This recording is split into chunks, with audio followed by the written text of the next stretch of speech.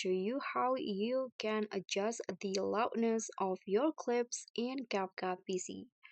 So if you have more than one clips on your CapCut projects like this, I have two clips and you want to make the loudness of the audio the same between the two clips, here's how you're going to do that. You can just click on any of the clip like this and go to the audio settings at the top right corner.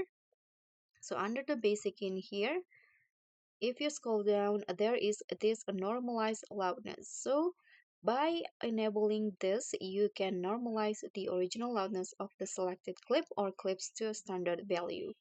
So let's click on this normalize loudness, and here now the audio has been normalized or adjusted. So that's all from me. Thank you so much for watching. I hope this simple tutorial will be helpful. Don't forget to like, comment, and subscribe. Also click on the thanks. Bye.